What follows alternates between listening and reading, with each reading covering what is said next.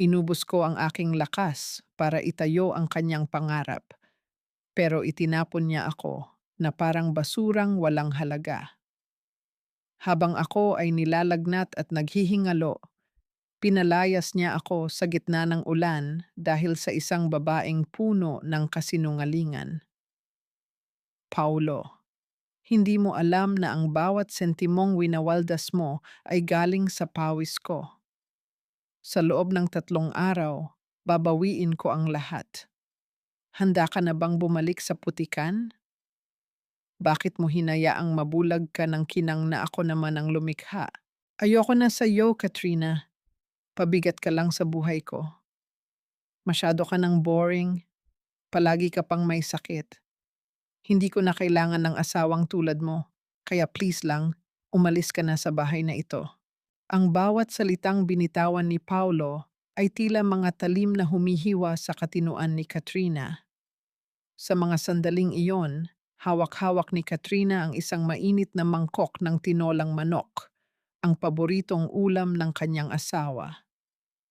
Sa kabila ng mataas na lagnat na nagpapanginig sa kanyang buong katawan at sa pagod mula sa pagtatrabaho ng palihim para bayaran ang mga utang ni Paulo, pinilit niyang bumangon para lamang mapagsilbihan ito. Ang usok na nagmumula sa sabaw ay humahalimuyak sa hangin, isang amoy na puno ng pagmamahal at pag-aalaga, ngunit ang lahat ng iyon ay nauwi sa wala nang biglang itabig ni Paulo ang kanyang mga kamay. Nahulog ang mangkok sa sahig. Ang mainit na sabaw ay tumalsik sa namumutlang balat ni Katrina, ngunit hindi niya naramdaman ang hapdi ng paso sa kanyang mga paa. Ang mas masakit ay ang malamig na titig ni Paulo. Ang lalaking inalay niya ang lahat ng kanyang lakas. Ang lalaking hindi alam na ang bawat marangyang bagay sa paligid nila ay galing sa kanyang sariling dugo at pawis. Tumulo ang mainit na sabaw sa sahig, kasabay ng unang patak ng luha mula sa kanyang mga mata na tila nawalan na ng liwanag. Nanginginig ang mga labi ni Katrina habang sinusubukang magsalita, ngunit walang boses na lumalabas sa kanyang lalamunan na tila nasasakal sa sobrang pait. Ang kanyang mga kamay na kanina ay puno ng pag-asa ay dahan-dahang napakuyom. Nararamdaman ang bawat pintig ng kanyang puso na tila nadudurog sa bawat segundong lumilipas. Ang paligid ay biglang tumahimik. Tanging ang malakas na buhos ng ulan sa labas ang naririnig, na tila nakikiramay sa kanyang nagdadalamhating kaluluwa. Paulo, may lagnat ako. Gabi na at malakas ang ulan. Ang tanging naibulong niya sa gitna ng panginginig. Ang kanyang paningin ay nagsisimulang lumabo, hindi lamang dahil sa mga luha, kundi dahil na rin sa panghihina ng kanyang katawan. Ngunit sa halip na awa, isang mapang-uyam na tawa ang isinagot ni Paulo sa kanya. Wala akong pakialam kung mamatay ka man sa labas. I want you out of my life, Katrina. Look at yourself. You look like a mess. Ni hindi mo kayang tapatan ang ganda at talino ni Sofia. She's the one I need, not a useless woman like you. Malupit na dagdag ni Paulo habang kinukuha ang isang maleta at walang pakundangang itinapon ito sa labas ng pintuan, diretso sa gitna ng basang kalsada. Sa sandaling iyon, lumitaw mula sa dilim si Aling Rosa, ang kanyang biyenan. Sa halip na tulungan ang manugang na may sakit, isang matalim na tingin at isang mapait na ngisi ang ibinigay nito kay Katrina. Narinig mo ang anak ko, di ba? Umalis ka na. Mula nang pumasok ka sa pamilyang ito, wala ka nang dinala kundi kamalasan. Mabuti pa ay ibigay mo na ang pwesto mo sa taong talagang makakatulong sa karera ni Paulo. Hindi makapaniwala si Katrina sa kanyang naririnig. Ang mga taong ito na binihisan niya ng karangyaan ng hindi nila nalalaman Ang mga taong pinrotektahan niya mula sa pagkakalubog sa utang ay ngayon ang siyang sumasaksak sa kanya sa likod. Ang kanyang sakripisyo ay naging basura sa kanilang mga mata. Ang kanyang pagtitiis ay naging simbolo ng kanyang kahinaan. Dahan-dahang tumayo si Katrina kahit na tila umiikot ang buong mundo. Hindi niya pinunasan ang kanyang mga luha. Hinayaan niyang dumaloy ang mga ito, kasabay ng kanyang huling sulyap sa bahay na minsan niyang tinawag na tahanan. Ang bawat sulok ng silid na iyon ay may bakas ng kanyang pagmamahal. Ang mga kurtinang siya ang pumili, ang mga kasangkapang siya ang bumili gamit ang perang kinita niya mula sa K Holdings, ang imperyong itinayo niya ng palihim. Habang naglalakad siya palabas, naramdaman niya ang malamig na hangin na yumayakap sa kanyang mainit na balat. Ang bawat hakbang ay tila isang parusa, ngunit hindi siya lumingon. Sa likuran niya, narinig niya ang tunog ng pagsara ng pinto, isang tunog na tila nagtatapos sa isang kabanata ng kanyang buhay na puno ng panlilinlang. Tumayo si Katrina sa gitna ng kalsada, basang-basa sa ulan, yakap-yakap ang kanyang sarili. Ang dilim ng gabi ay tila lalamon sa kanyang maliit na bulto, ngunit sa loob ng kanyang dibdib, may isang bagong apoy na nagsisimulang mag-alab. Isang apoy na hindi nanggagaling sa lagnat, kundi sa isang matinding determinasyon. Tumingala siya sa langit, hinahayaang humalo ang ulan sa kanyang mga luha. Sa kanyang isip, isang tanong ang paulit-ulit na umaalingaw-ngaw, isang katanungang naglalaman ng lahat ng kanyang pait at darating na paniningil. Ito na ba ang kapalit ng lahat ng pananahimik at pagpapakumbaba ko sa loob ng maraming taon? Hanggang kailan ako mananatiling biktima ng sarili kong pagmamahal sa mga taong walang utang na loob? Doon, sa gitna ng kalsadang puno ng putik at dilim, ay isang Katrina ang dahan-dahang namamatay. Ngunit kasabay nito, isang Reyna ang naghahandang muling bumangon mula sa sarili niyang mga abo.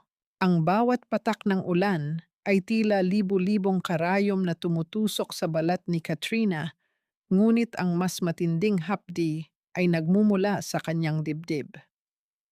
Sa gitna ng dilim at basang kalsada, bigla niyang naalala ang kanyang mga gamot, ang mga tanging bagay na nagpapanatili sa kanyang lakas. Sa panginginig ng kanyang mga kamay, pilit niyang inabot ang malamig na hawakan ng pinto at muling kumatok ng mahina. Paulo, Aling Rosa, ang gamot ko, naiwan ko sa loob. Parang awa niyo na, kailangan ko ang mga iyon. Ang pagsusumamo ni Katrina na halos hindi na marinig dahil sa lakas ng bugso ng hangin. Bumukas ang pinto, ngunit hindi ang mukha ni Paulo ang bumulaga sa kanya. Doon ay nakatayo si Aling Rosa, ang kanyang biyenan, na may hawak na baso ng tubig. Ngunit sa halip na ibibigay ito sa kanya, dahan-dahan itong ibinuhos ng matanda sa harap ni Katrina, hinahayaang humalo ang tubig sa putik sa kanyang paanan. Isang mapait na ngisi ang gumuhit sa mga labi ng matanda habang tinititigan ang kaawa-awang kalagayan ng kanyang manugang. Gamot? Ang kapal din naman ng mukha mong humingi pa ng pabor pagkatapos mong bigyan ng kahihiyan ng anak ko. Ang bulyaw ni Aling Rosa na punong-puno ng poot. Wala kang puwang dito, Katrina. You are just a parasite. Mula sa simula, alam ko nang wala kang maidudulot na mabuti. Isang hampas lupa na nangarap na mapabilang sa aming marangyang pamilya. Look at you now. Bumalik ka na kung saan ka nanggaling. Sa putikan. Aling Rosa, alam niyo ang totoo. Ako ang nagbayad ng lahat ng utang niyo sa sugal. Ako ang nagsalba sa bahay na ito ng balak na itong hatakin ng bangko. Ang pagtatanggol ni Katrina sa gitna ng kanyang panghihina. Ang kanyang boses ay nanginginig, hindi lamang sa lamig, kundi sa hindi maipaliwanag na dismaya. Tumawa ng malakas si Aling Rosa, isang tunog na tila nagmumula sa kailaliman ng impyerno. Sino ang maniniwala sa iyo? Isang babaeng palaging may sakit at walang pera? Huwag mong angkinin ang mga nagawa ni Paulo. My son is a genius at ikaw ang sumisira sa swerte niya. At kung ang perang itatago mo sa ilalim ng unan ang iniisip mo, huwag mo nang hanapin. Kinuha ko na iyon. Consider it as a maintenance fee para sa pananatili mo rito ng libre. Nanlaki ang mga mata ni Katrina.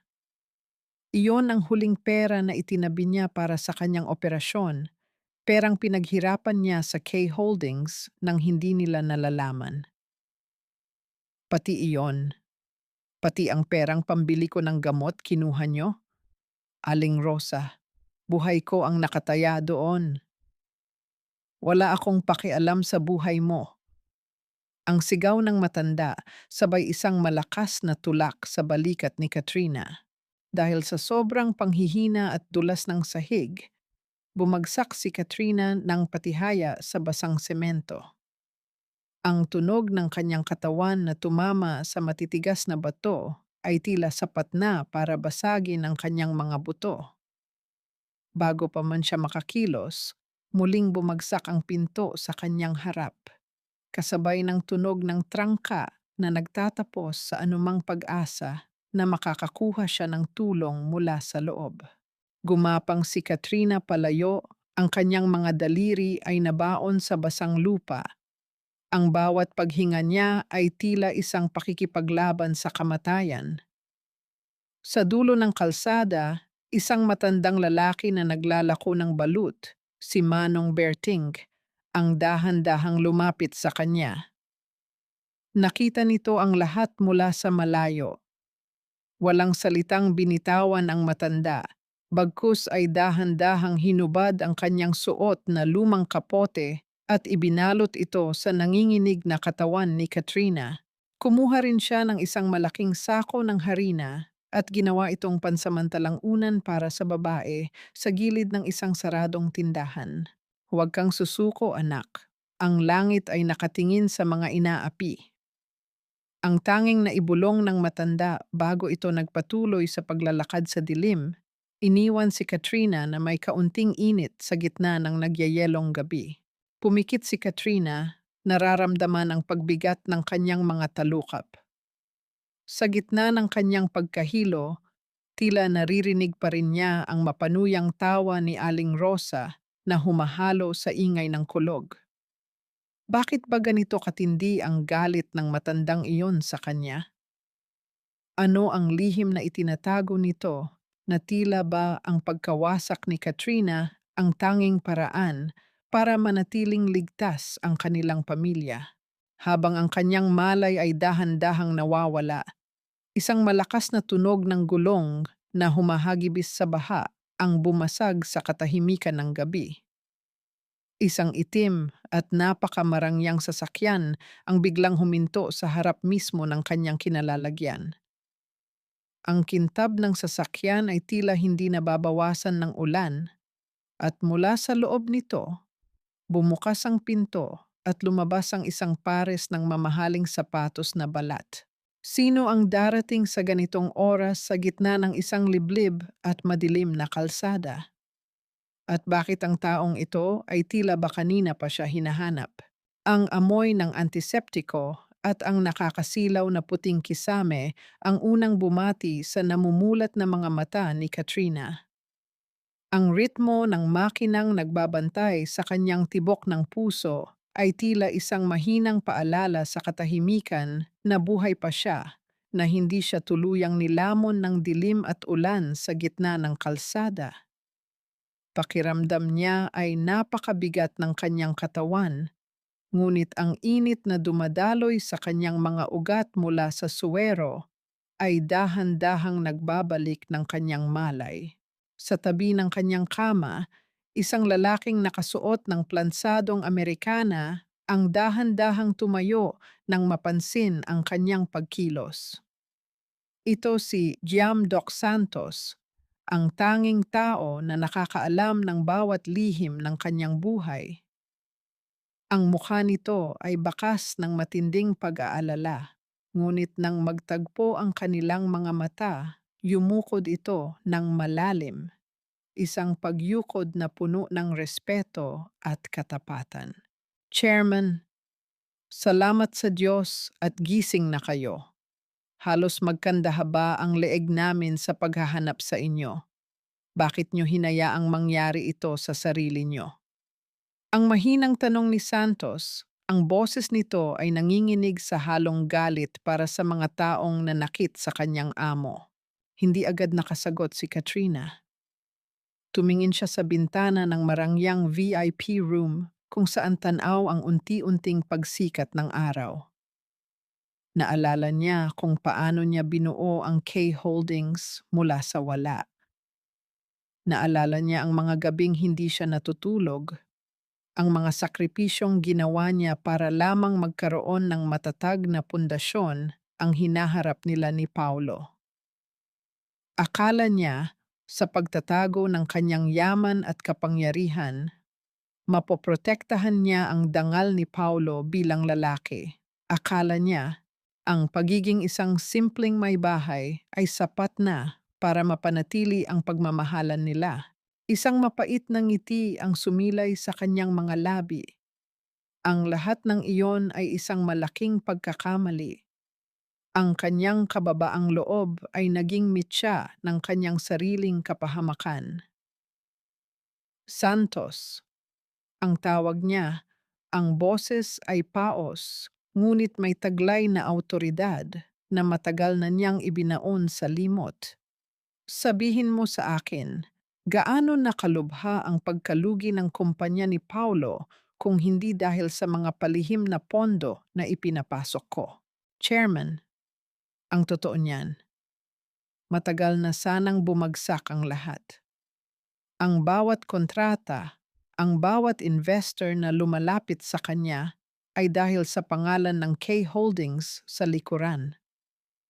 Akala ni Paulo ay magaling siya, pero ang totoo, pinaglalaruan lang siya ng tadhana na ikaw ang may hawak, diretsong sagot ni Santos. At ngayon, ginagamit niya ang perang pinaghirapan niyo para sa babaeng iyon. Balak niyang pakasalan si Sofia sa oras na matapos ang divorce. Dahan-dahang bumangon si Katrina, hindi pinapansin ang bahagyang hilo. Hinarap niya ang salamin sa gilid ng kama. Ang babaeng nakikita niya ay hindi na ang may sakit at kaawa-awang Katrina na itinapon sa ulan. Sa likod ng maputlang mukha ay ang mga matang muling nag-aapoy sa determinasyon. Hinawakan niya ang scar sa kanyang palad, ang sugat na nakuha niya noong nagsisimula pa lamang siya sa pagnenegosyo para lang may maipakain kay Paulo. Inalis niya ang luma at kupas na singsing sa kanyang daliri, ang singsing na itinuring niyang banal. Sa harap ni Santos, dahan-dahan niya itong inihulog sa baso ng tubig sa gilid ng mesa. Pinanood niya itong lumubog hanggang sa sumadsad sa ilalim, tila isang simbolo ng kanyang patay na pag-ibig. Naging martir ako para sa kanila, Santos. Hinayaan kong tapakan nila ang pagkatao ko dahil akala ko iyon ang kahulugan ng pamilya. Pero mula sa araw na ito, ang Katrina na kilala nila ay wala na, ang deklara niya. Ang bawat salita ay tila isang panunumpa sa harap ng bagong umaga. Handa na ang lahat, Chairman. Hinihintay na lang namin ang inyong utang na loob na bawiin. Tugon ni Santos habang iniaabot ang isang itim na telepono. Kinuha ni Katrina ang telepono. Ang kanyang hawak ay matatag at walang pag-aalinlangan. Hindi niya kailangan ng dahas para maghiganti. Ibabalik lang niya ang lahat sa kung saan sila nagsimula, sa kawalan. Santos, simulan na ang Phase 1. I want everything back. Ang bahay, ang mga sasakyan, ang kumpanya, at ang bawat sentimong winaldas nila. Gusto kong maranasan nila kung paano matulog sa kalsada habang ang langit ay umiiyak. Ang malamig na utos ni Katrina. Sa loob ng 3 araw, gagawin nating impyerno ang paraisong ninakaw nila sa akin. Inilapit niya ang telepono sa kanyang tenga, ang kanyang tingin ay nakapako sa malayo. Tila nakikita na ang pagguho ng mundo ni Paulo. Simulan na natin ang laro. Let's see if Paulo can survive a world without me. Ang tawa ni Paulo ay umalingaw-ngaw sa loob ng marangyang restaurant ng The Grand Vista, isang tunog na puno ng kapalaluan at pagyayabang. Sa harap niya, si Sofia ay nakangiti ng matamis, habang pinaglalaruan ang suot nitong mamahaling kwintas na kabibili lang ni Paulo gamit ang credit card na nakapangalan sa kumpanya. Kasama nila ang ilang mga kaibigang negosyante na tila sumasamba sa bawat salitang lumalabas sa bibig ni Paulo. Cheers para sa tagumpay ng kumpanya ko. Ang malakas na hiyaw ni Paulo sabay angat ng baso ng mamahaling wine. Ang tunog ng pagtama ng mga kristal na baso ay tila musika sa kanyang mga pandinig, isang patunay na narating na niya ang tuktok. Sabi ko naman sa inyo, basta tamang diskarte lang kayang-kayang abutin ang bituin. At sa lalong madaling panahon, magiging opisyal na kaming mag-asawa ni Sofia. Isang malambing na haplos sa braso ang isinukli ni Sofia. You're so amazing, Paulo. I'm so lucky na ikaw ang pinili ko, hindi katulad ng dati mong asawa na pabigat lang. Nang dumating ang bill na nagkakahalaga ng mahigit 100,000 piso, kinuha ni Paulo ang itim na credit card mula sa kanyang pitaka ng may malapad na ngiti. Inabot niya ito sa waiter na may kasama pang pag-indayog ng balikat. Ngunit pagkalipas ng ilang minuto, bumalik ang waiter na may bakas ng pag-aalinlangan sa mukha. Sir, pasensya na po pero rejected po ang card nyo. Sinasabi rito na ang account ay closed na. Ang mahinang paliwanag ng waiter na narinig ng lahat ng nasa mesa. Nawala ang ngiti sa mga labi ni Paulo. Anong closed? Baka sira lang ang machine nyo, subukan mo ulit. O kaya gamitin mo itong isa pang card. Muling umalis ang waiter, ngunit sa pangalawang pagkakataon, bumalik ito kasama ang manager ng restaurant. Isang matalim na tunog mula sa gunting ang bumasag sa katahimikan ng paligid nang dahan-dahang gupitin ng manager ang card ni Paulo sa harap mismo ng kanyang mga kaibigan. Sir, nakatanggap po kami ng abiso mula sa bangko na ang lahat ng accounts na konektado sa pangalang ito ay sinuspinde na dahil sa mga legal na usapin. Kailangan niyo pong magbayad sa ibang paraan. Kung hindi ay mapipilitan kaming tumawag ng autoridad. Ang seryosong pahayag ng manager. Ang mukha ni Paulo ay naging kasing pula ng wine na iniinom niya kanina, ngunit sa pagkakataong ito, dahil sa sobrang kahihiyan. Napatingin siya kay Sofia, umaasang tutulungan siya nito, ngunit ang babae ay biglang tumingin sa malayo at nagsimulang ayusin ang kanyang buhok, tila walang pakialam. Napilitan si Paulo na hiramin ng pera sa kanyang mga kaibigan na ngayon ay nagbubulungan na at tumitingin sa kanya nang may pangungutya. Pag-uwi nila sa Viethu, isa pang bangungot ang naghihintay. Pagpasok pa lang nila sa gate, napansin ni Paulo na ang buong paligid ay balot ng madilim na anino. Pinindot niya ang switch ng ilaw sa sala, ngunit walang liwanag na lumitaw. Tanging ang tunog ng pagpindot sa switch ang maririnig sa loob ng malawak at tahimik na bahay. Bakit walang kuryente? At bakit ang init dito? Ang reklamo ni Sofia habang paypay ng sarili. Pumunta si Paulo sa lababo para uminom ng tubig, ngunit nang pikutin niya ang gripo, wala kahit isang patak ng tubig ang lumabas. Tanging ang tuyong tunog ng bakal na nagkikiskisan ang tumugon sa kanya. Sa gitna ng kadiliman, nakakita siya ng isang puting papel na nakadikit sa kanilang pinto.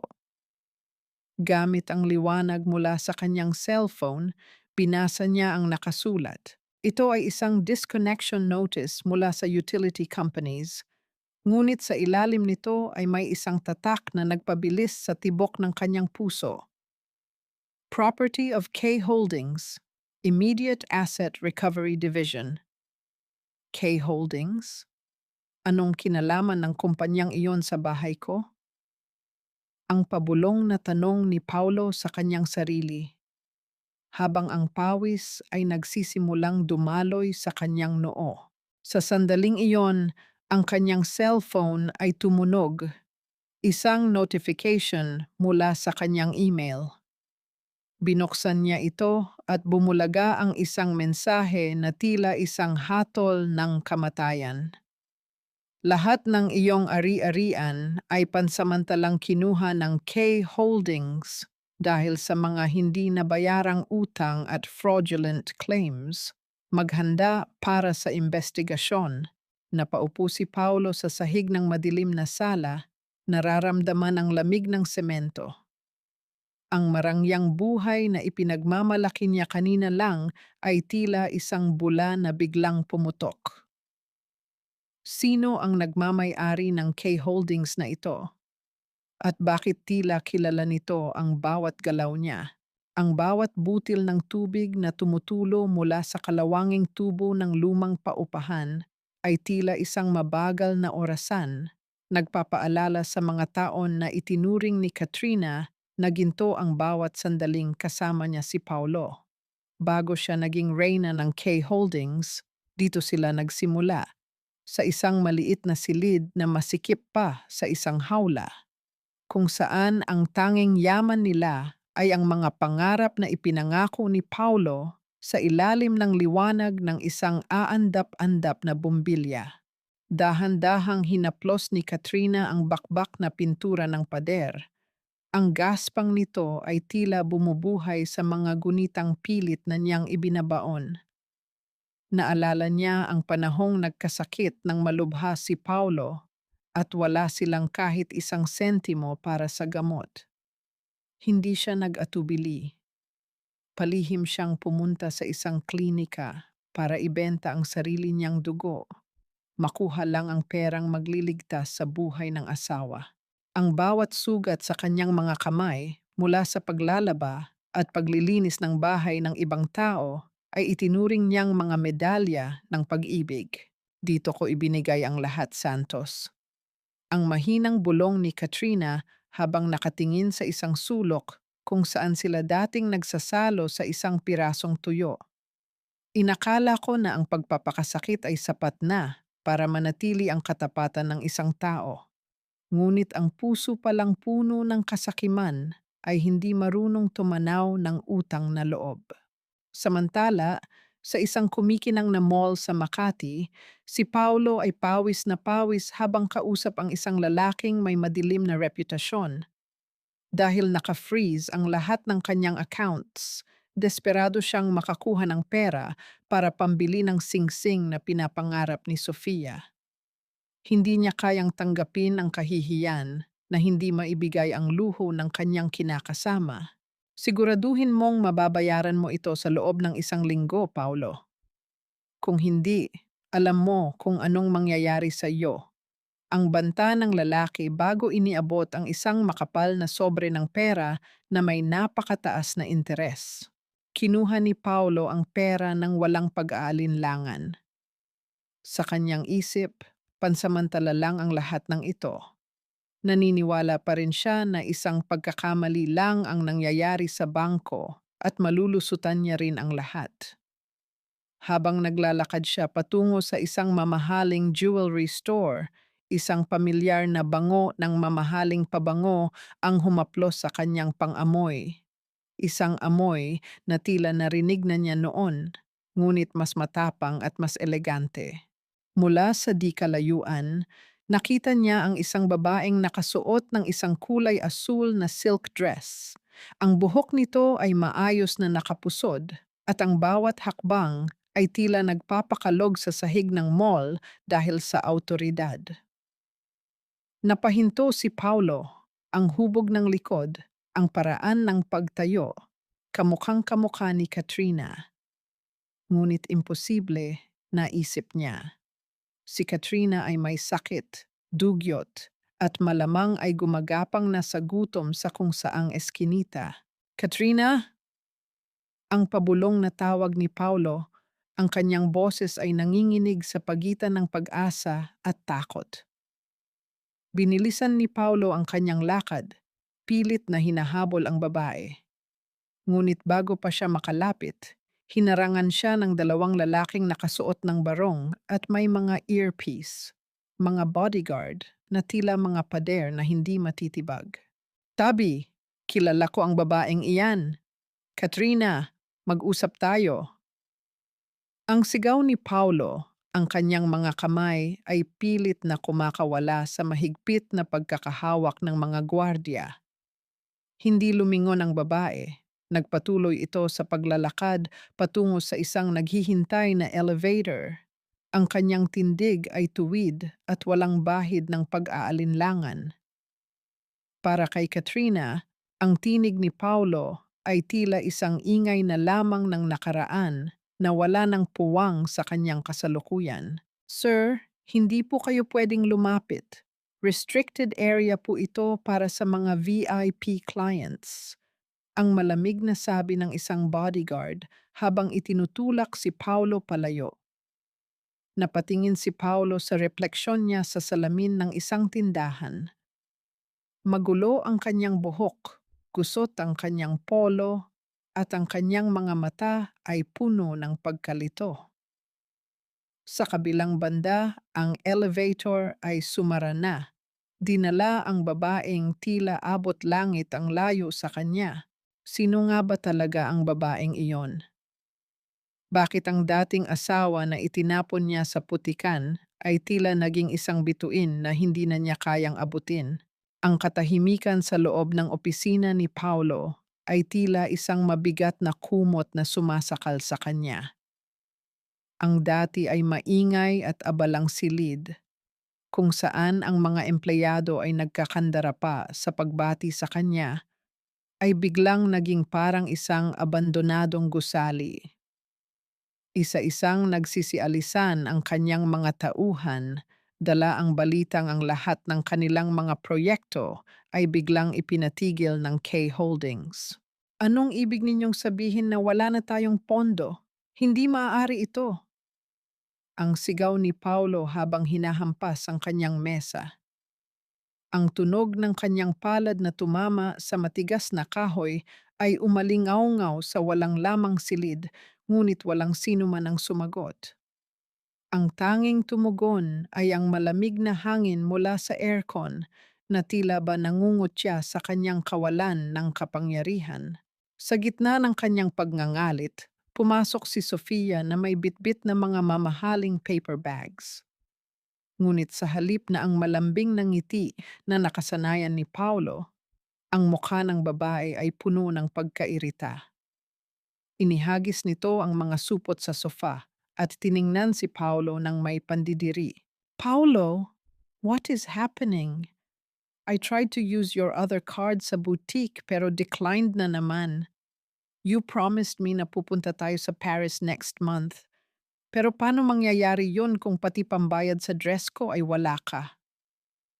Ang asik ni Sofia, ang boses nito ay matalas at walang bahid ng pag-aalaga.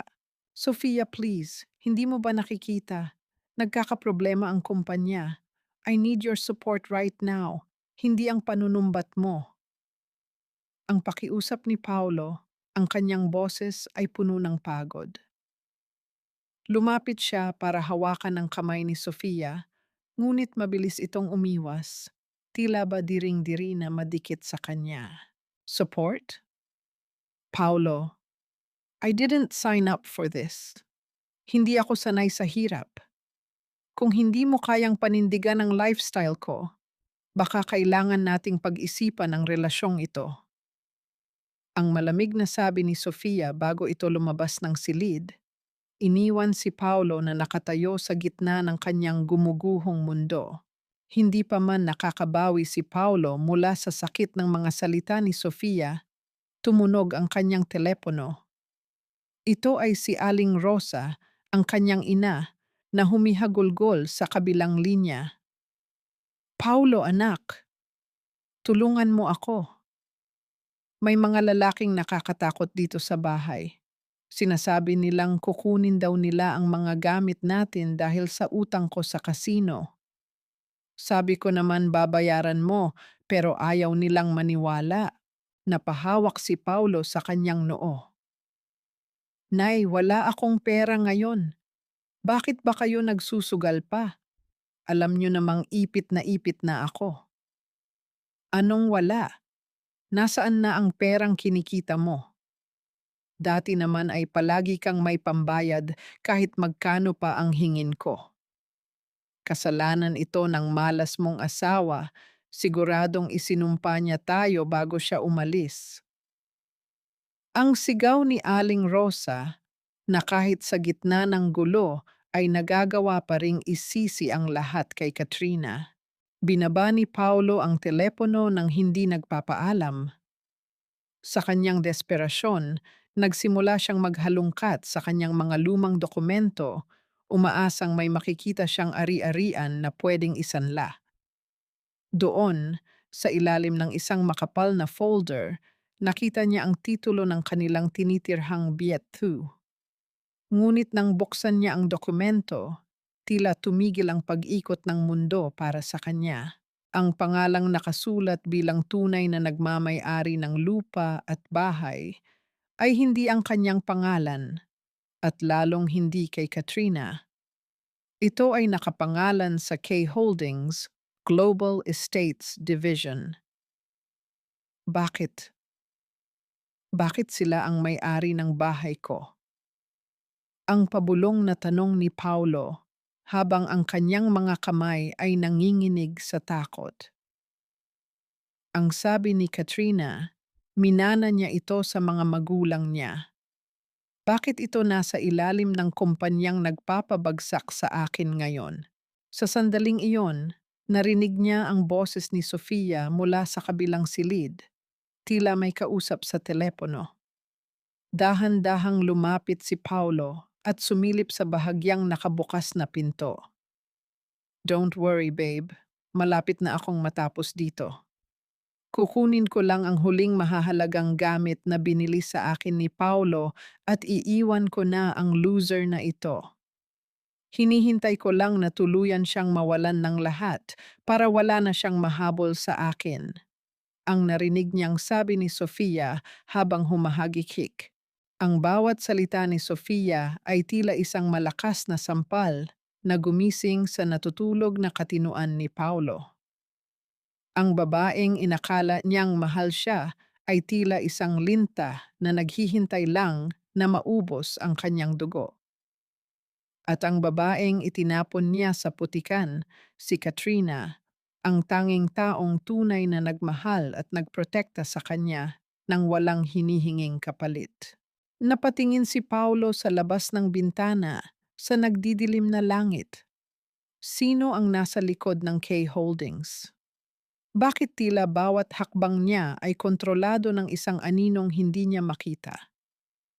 Ang bawat sulok ng Maynila ay tila naging isang malaking labirinto para kay Paulo habang pilit niyang hinahanap ang anino ni Katrina. Pumunta siya sa mga lumang kaibigan, sa mga kamag-anak na dati ay hindi niya binabati, ngunit lahat sila ay iisa ang sagot. Wala silang balita sa babaeng itinapon niya sa kalsada.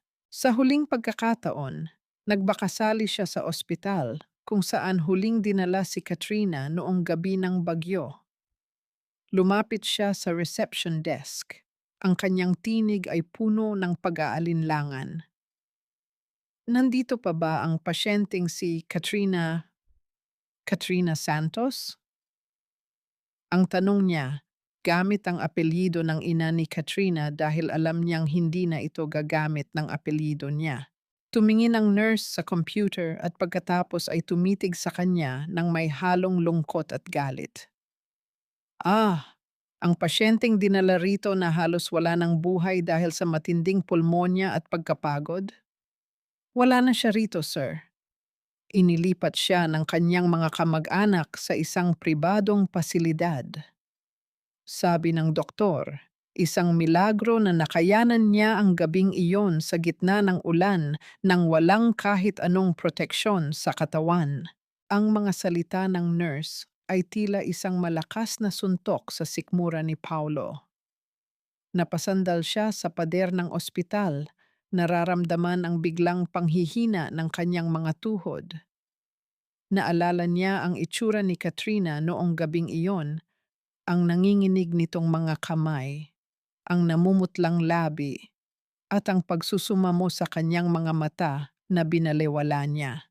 Pag-uwi niya sa bahay na unti-unti nang nilalamon ng dilim dahil sa putol na kuryente, nakita niya ang isang pares ng lumang tsinelas ni Katrina sa ilalim ng hagdan. Ito ang tsinelas na suot-suot ng babae sa loob ng maraming taon dahil mas pinili nitong ibili siya ng bagong sapatos para sa kanyang mga meeting. Kinuha ni Paulo ang tsinelas. Ang gaspang nito ay tila nagpapaalala sa lahat ng sakripisyo ng kanyang asawa na itinuring niyang basura. Paulo, ano ba? Nakatunganga ka na naman dyan. Ang bulyaw ni Sofia na kadarating lang, dala ang isang makapal na folder. Huwag mo nang isipin ang babaeng yon. Mas mahalaga ito. Kinausap ko ang isang abogado at sabi niya, pwede nating kasuhan ng K Holdings. Sabihin nating sapilitan nilang kinukuha ang ari-arian mo. We can sue them for damages, Paulo. Milyones ang makukuha natin. Sofia, ang K Holdings ang nagmamay-ari ng bahay na ito. Paano natin sila dedemanda sa sarili nilang pag-aari? Ang mahinang sagot ni Paulo, ang kanyang boses ay tila wala ng buhay. Gawan mo ng paraan. Mag-imbento ka ng kwento. Hindi pwedeng mawala sa atin ang lahat. Ang pagpupumilit ni Sofia habang niyayakap si Paulo ng pilit, isang yakap na hindi na nagbibigay ng init, kundi mas lalong nagpapadama kay Paulo ng panlalamig. Gabi na nang subukan ni Sofia na magluto ng hapunan para kay Paulo, isang pagtatangka na amuhin ito para makuha ang huling pirasong alahas na itinago ni Paulo. Inihain niya ang isang mangkok ng instant noodles na may kaunting gulay. Humigop si Paulo ng sabaw, ngunit agad din itong naitigil. Ang alat nito ay tila lason sa kanyang dila. Bigla niyang naalala ang lasa ng tinolang itinapon niya sa sahig noong gabi ng bagyo, ang tamis ng luya, ang sariwang dahon ng sili, at ang pagmamahal na nakahalo sa bawat higop. Bakit? Bakit hindi ito kasing sarap ng luto niya? Ang pabulong na tanong ni Paulo sa sarili, habang ang isang patak ng luha ay dahan-dahang gumuhit sa kanyang pisngi. Anong sinasabi mo? Ang inis na tanong ni Sofia.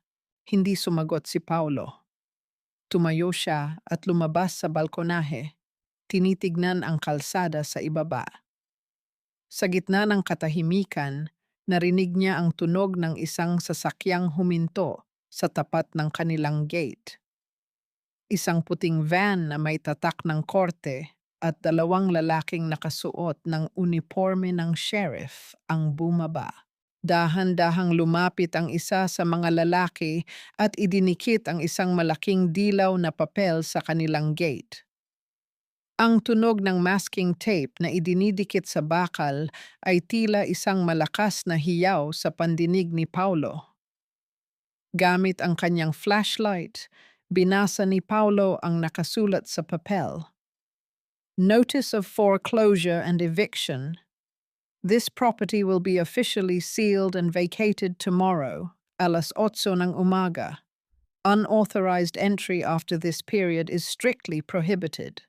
Napatingin si Paulo sa langit. Ang mga bituin ay tila nagtatago sa likod ng makapal na ulap. Bukas ng umaga, wala na siyang matutuluyan. Bukas ng umaga, magiging katulad na siya ni Katrina, isang taong walang tahanan, walang pera, at walang patutunguhan. Katrina, nasaan ka na ba? Ang tanging naibulong niya sa hangin, ngunit ang tanging sumagot sa kanya ay ang malamig na sipol ng hangin na tila ba tumatawa sa kanyang sinapit. Hindi pa man tuluyang sumisikat ang araw, ang katahimikan ng madaling araw ay binalot na ng mabibigat na yabag ng mga sapatos sa labas ng gate. Ang tunog ng mga bakal na nagkakalitkisan at ang malakas na katok sa pintuan ay tila mga kulog na gumising sa natitirang katinuan ni na Paulo at Sofia. Buksan ang pinto. Opisyal na utos mula sa korte at K Holdings Asset Recovery. Ang boses ng isang lalaki na walang bahid ng emosyon, tanging ang autoridad ng batas ang namamayani. Nagkakandara pa si Aling Rosa na bumaba mula sa kanyang silid. Ang kanyang mukha ay puno ng takot habang nakabalot pa ng isang lumang kumot. Paulo! Anak! Ano ang nangyayari? Bakit nila sinisira ang pintuan natin? Ang hiyaw ng matanda na tila isang batang nawawala sa gitna ng gulo. Pagbukas ng pinto, pumasok ang 5 lalaking nakasuot ng uniforme, dala ang mga listahan at mga sticker na may tatak na seized. Walang sinabi ang mga ito, bagkus ay nagsimula silang maglakad sa bawat sulok ng bahay, ididikit ang mga sticker sa bawat gamit. Mula sa malaking telebisyon hanggang sa mga mamahaling sofa na hindi pa man lang natatapos bayaran ni Paulo. Sandali lang, wala kayong karapatan. Bahay ko ito. Ang sigaw ni Sofia habang pilit na humaharang sa isang gwardya. Ngunit ang kanyang boses ay tila isang mahinang ihip ng hangin sa harap ng isang malakas na bagyo. Miss, ayon sa aming record, ang lahat ng gamit sa loob ng bahay na ito ay binili gamit ang pondo ng kumpanya na kasalukuyang nasa ilalim ng investigasyon. Wala po kayong pwedeng ilabas kahit isang pirasong tela, ang malamig na paliwanag ng sheriff habang tinitingnan ang isang makapal na folder. Sa gitna ng kaguluhan, nakita ni Paulo si Sofia na dahan-dahang umaakyat pabalik sa itaas.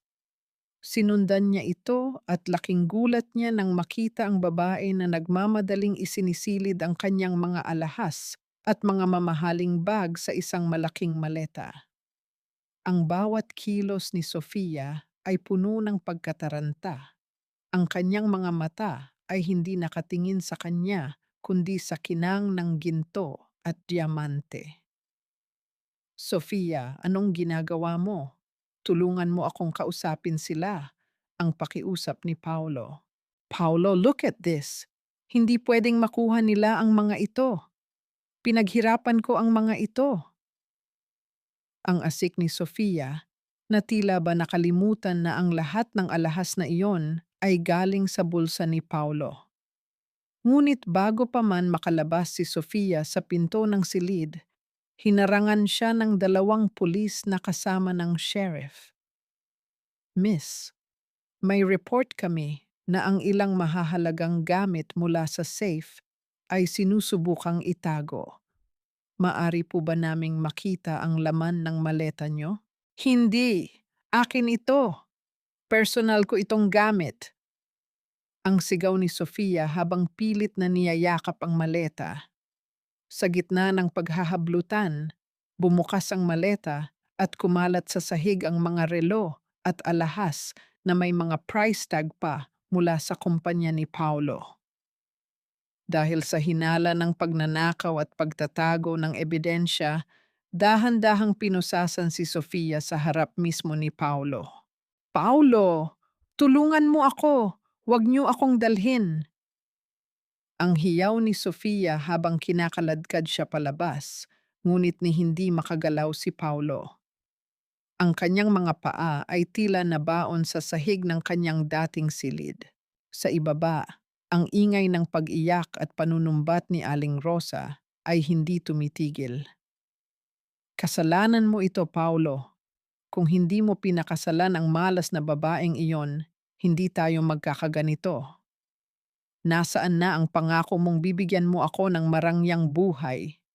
Ngayon, sa kalsada na tayo matutulog, ang bumbunan ng matanda habang itinutulak ang sarili niyang anak. Nang tuluyan na silang mailabas sa bahay, narinig ni Paulo ang tunog ng huling pagsasara ng malaking gate ng Biethu. Ang tunog ng bakal na nagtatama ay tila isang hatol ng kamatayan. Isang malaking kadena at kandado ang inilagay ng sheriff. At pagkatapos ay idinikit ang huling sticker na nagsasabing ang ari-arian ay nasa ilalim na ng ganap na control ng K Holdings. Nakatayo si Paulo sa labas ng gate, sa ilalim ng init ng araw na nagsisimulang magpaalab sa kanyang balat. Wala siyang dala, kundi ang suot niyang damit at ang kanyang pitaka na wala ng laman. Napatingin siya sa paanan ng gate at may nakitang isang maliit na bagay na naipit sa putikan. Dahan-dahan niya itong pinulot. Ito ay isang lumang litrato. Isang litrato nila ni Katrina noong mga panahong wala pa silang pera, nakangiti sa harap ng isang simpleng cake na gawa sa tinapay. Sa likod ng litrato ay may nakasulat sa pen, kahit anong mangyari, tayo pa rin. Naramdaman ni Paulo ang isang matinding pait sa kanyang lalamunan. Sa sandaling iyon, isang itim na kotse ang huminto sa kanyang tapat. Bumukas ang bintana nito at isang kamay ang nag-abot ng isang puting sobre. Invitation po mula sa K Holdings, sir. Isang espesyal na pagtitipon para sa anibersaryo ng kumpanya bukas ng gabi. Sabi ng aming chairman, kailangan niyo raw pong dumalo. Ang sabi ng driver bago mabilis na pinaharurot ang sasakyan, iniwan si Paulo na balot ng usok at alikabok. Sino ang chairman na ito na tila naglalaro sa kanyang buhay?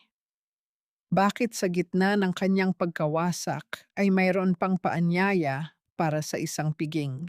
Ang ikatlong araw ay sumapit na. Dala ang isang uri ng liwanag na hindi nagbibigay ng init, kundi isang matalim na paalala na ang lahat ng bagay ay may katapusan. Sa loob ng isang marangyang suite sa pinakamataas na palapag ng K Holdings Hotel, nakatayo si Katrina sa harap ng isang malaking salamin. Ang kanyang balat, na dati ay maputla at tuyot dahil sa sakit, ay muling nagkaroon ng buhay sa tulong ng mga pinakamahusay na espesyalista na ipinatawag ni Santos.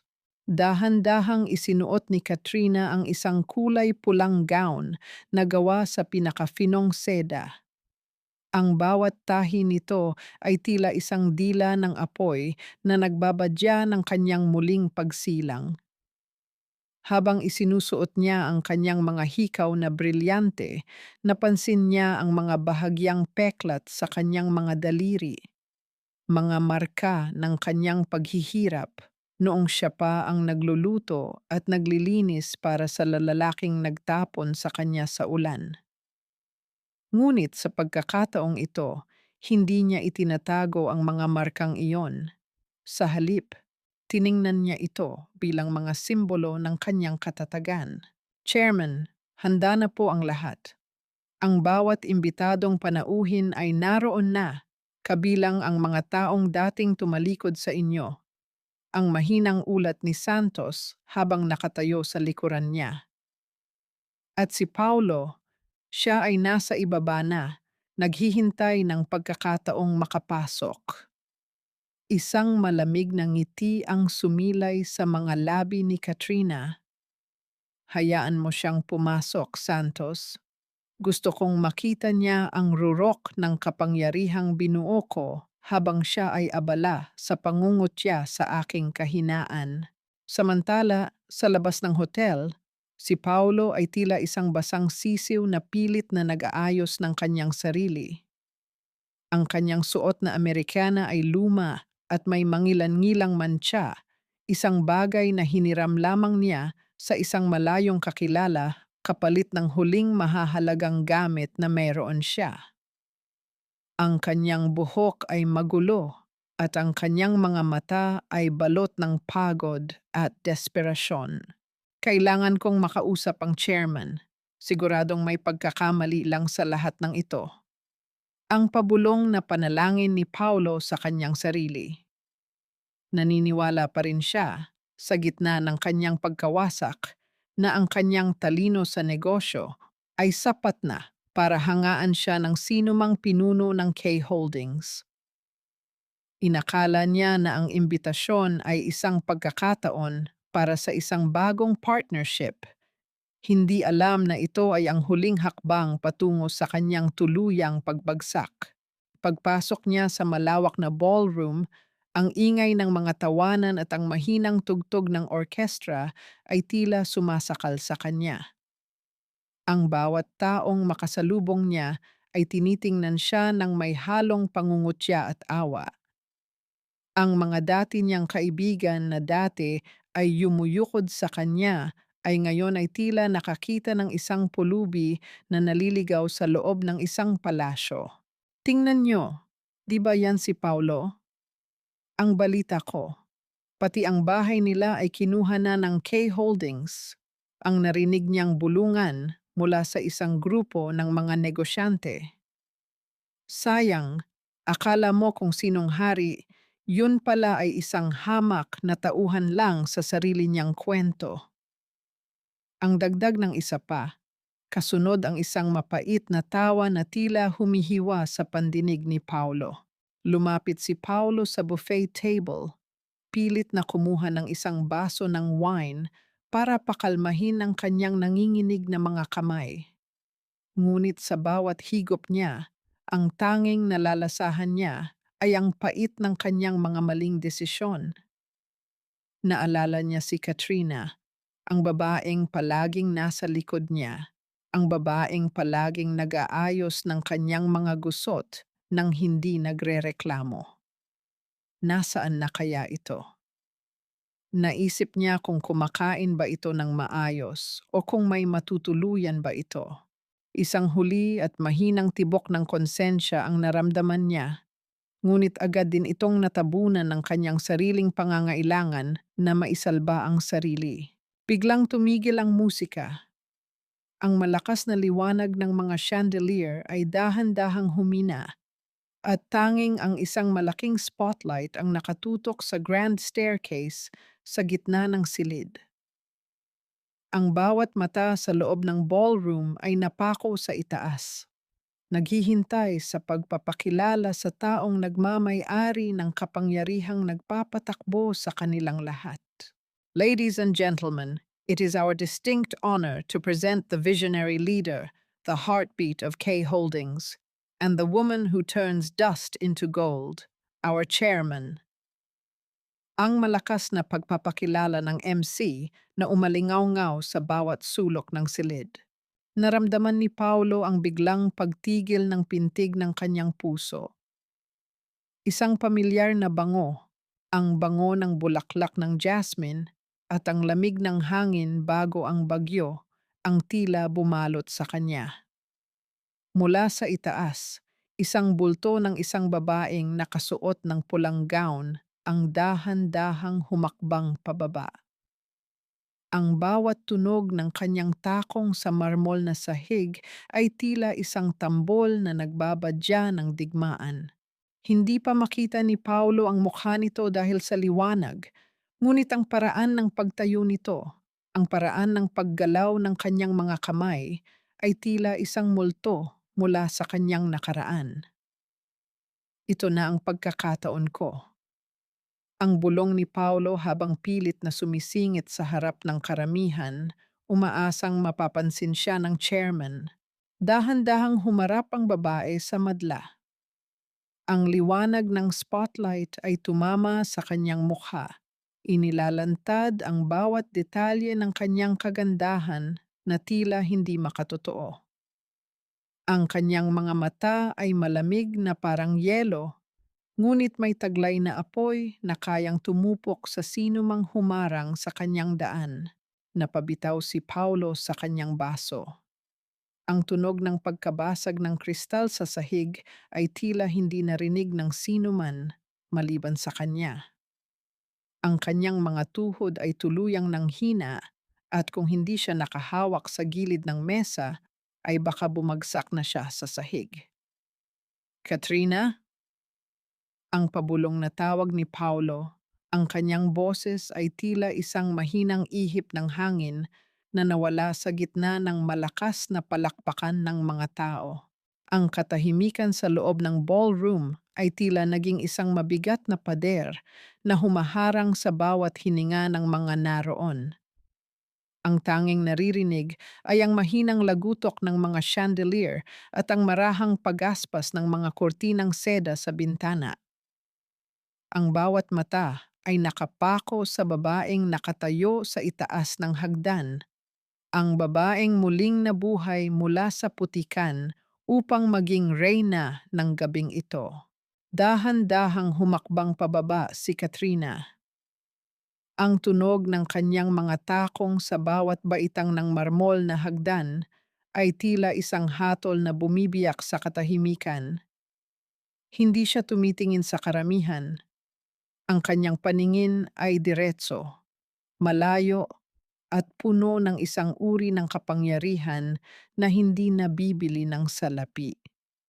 Ang bawat galaw niya ay may taglay na biyaya at bangis ng isang leon na handang bawiin ang kanyang kaharian.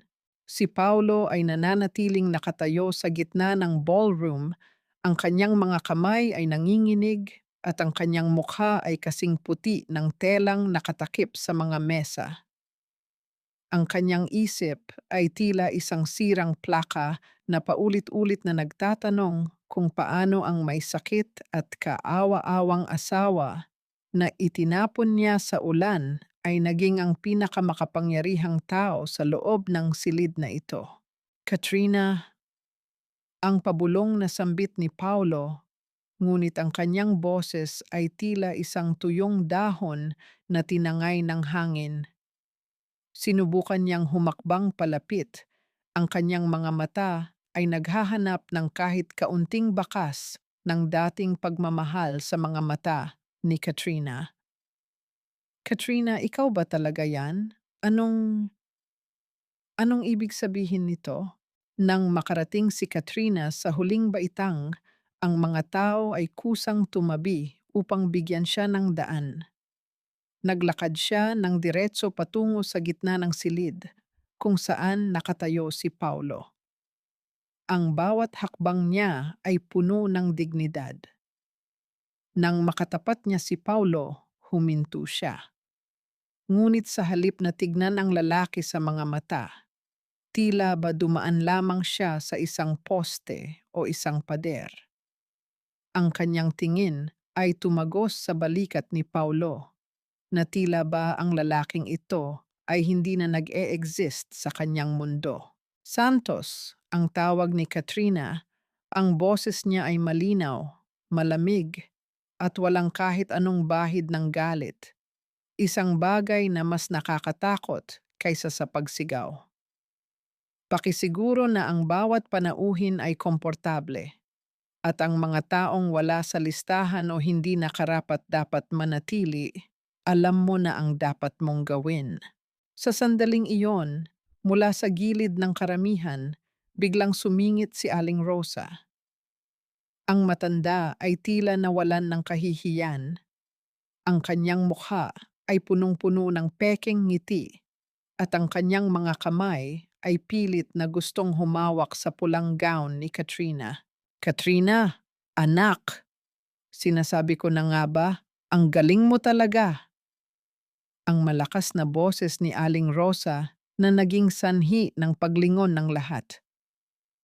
Alam ko namang hindi mo kami pababayaan ni Paulo. Nagbibiro lang kami noong gabing yun. Gusto lang naming subukan ang katatagan mo. Ngayong alam na nating ikaw ang chairman, bawiin mo na ang mga utos mo ha? Pamilya pa rin tayo. Isang matalim na titig ang ibinigay ni Katrina kay Aling Rosa. Ang lamig ng kanyang tingin ay naging sanhi ng biglang pagtahimik ng matanda. Dahan-dahang kinuha ni Katrina ang isang puting panyo mula sa kanyang maliit na bag at pinunasan ang bahagi ng kanyang damit na muntik ng mahawakan ng matanda bago ito binitawan at hinayaang mahulog sa sahig. Ang pamilya ay itinayo sa tiwala at pagmamahal, Aling Rosa. Ang simula ni Katrina, ang bawat salita ay tila isang hiwa ng talim. Ang mga taong nagtatapon ng kanilang kapamilya sa gitna ng bagyo para mamatay ay walang karapatang gumamit ng salitang iyan. Sa gabing ito, wala akong pamilya sa loob ng silid na ito. Mayroon lamang akong mga kasosyo, mga kaibigan, at mga utang na dapat ng bayaran. Humarap si Katrina sa madla. Itinataas ang isang baso ng champagne na inabot ni Santos. Ang liwanag ng spotlight ay lalong nagpadama ng ningning ng kanyang mga alahas, na tila babawat brilyante ay sumasalamin sa mga luha na ibinuhos niya noon. Isang toast para sa katotohanan, ang sabi niya. Ang boses ay umalingaw-ngaw sa bawat sulok ng ballroom.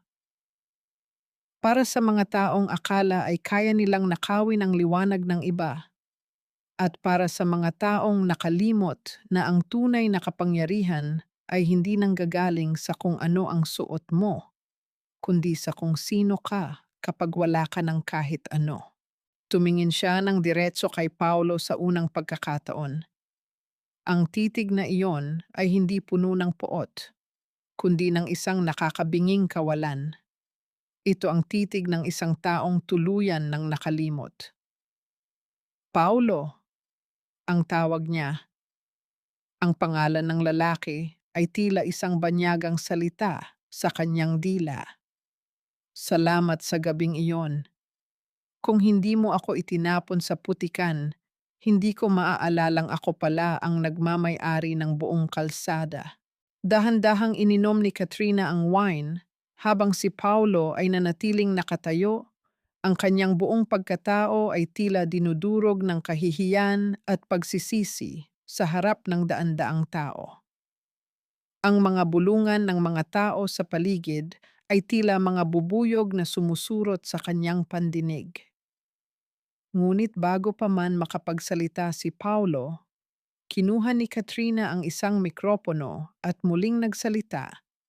Ang kanyang mga susunod na salita ay tila ang huling pako sa kabaong ng dangal ni Paulo. At bago ko makalimutan, mayroon akong isang mahalagang anunsyo tungkol sa hinaharap ng kumpanyang dati ay pinamumunuan ni Paulo.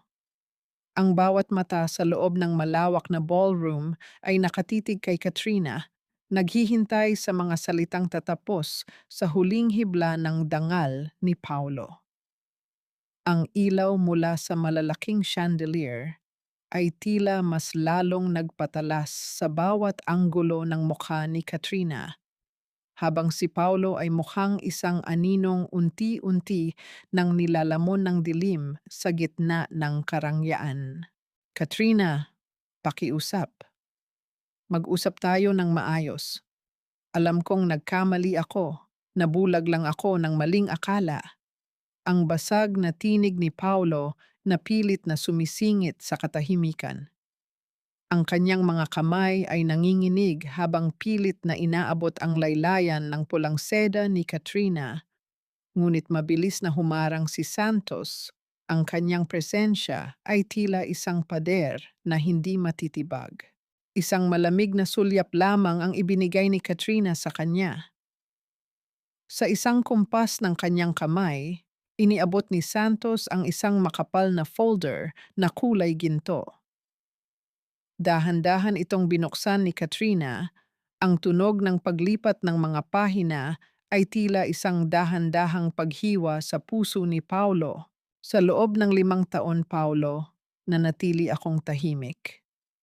Habang iniisip mo na ikaw ang henyo sa likod ng iyong tagumpay, ako ang palihim na nagbabayad ng bawat pagkakamali mo. Ang simula ni Katrina, ang bose ay malumanay, ngunit bawat salita ay may bigat ng 1,000 tonelada. 50 milyong piso para sa mga naluging proyekto mo sa konstruksyon. 10 milyong piso para sa mga utang sa kasino ni Aling Rosa na kinuha ko mula sa sarili kong savings.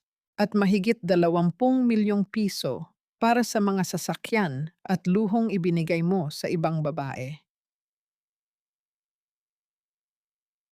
Ang mga bulungan sa paligid ay naging parang malakas na huni ng mga bubuyog.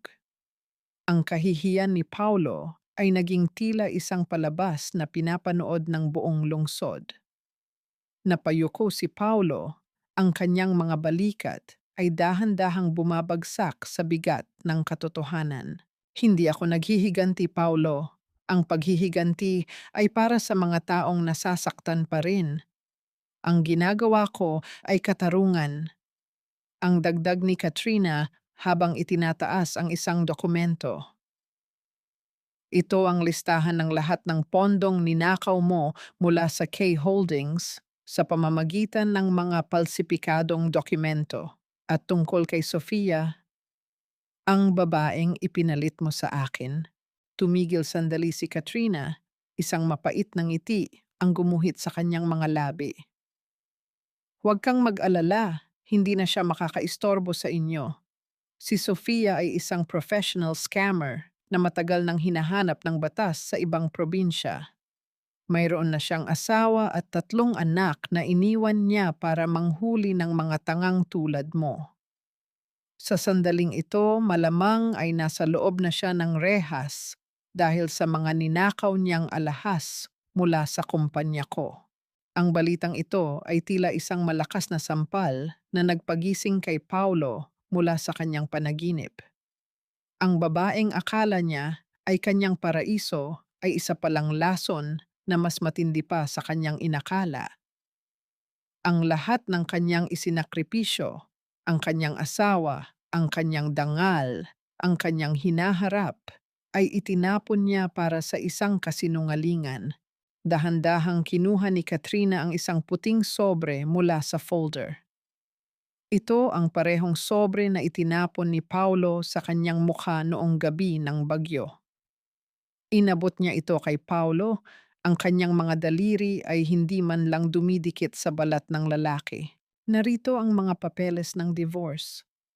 Pinirmahan ko na ang lahat.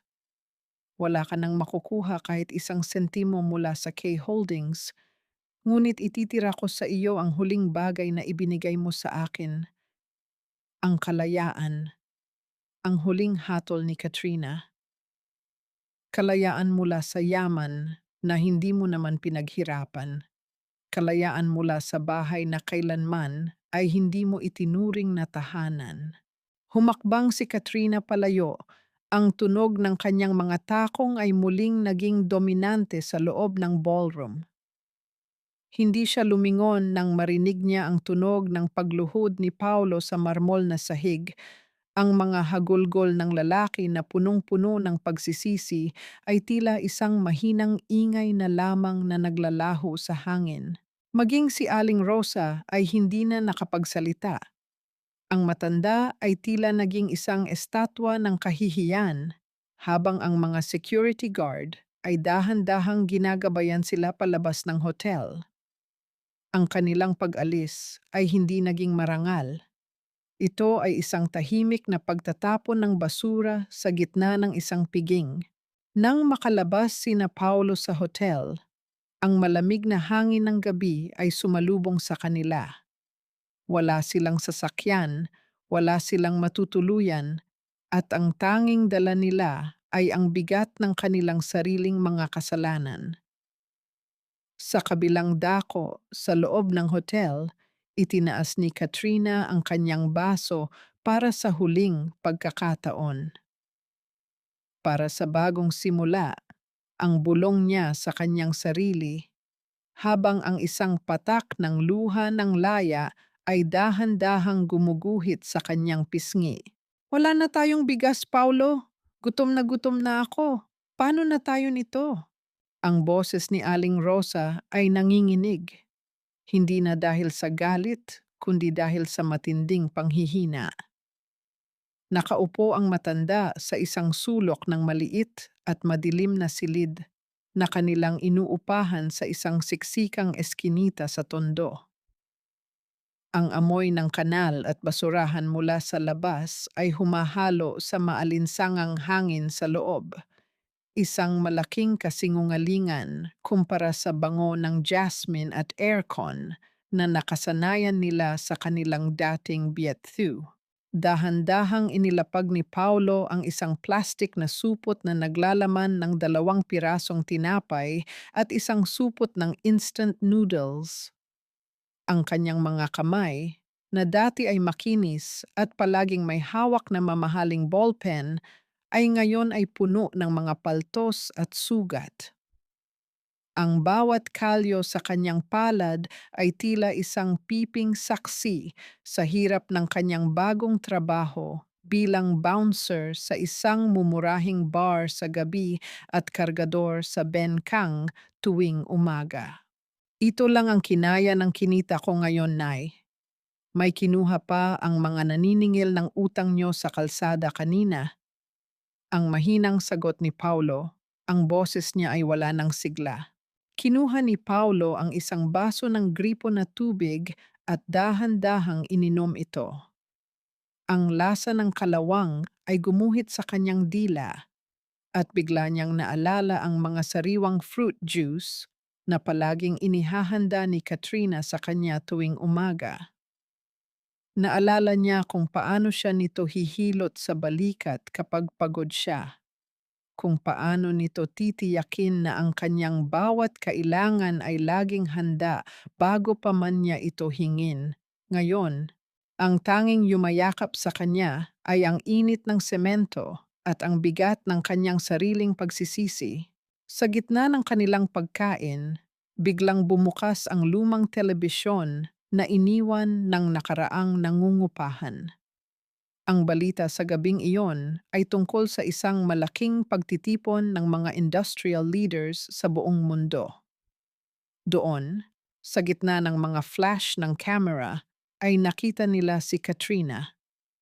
Nakasuot ito ng isang eleganteng puting suit, mukhang napakasigla, at may ngiting tila nagbibigay ng pag-asa sa mga taong nasa paligid nito.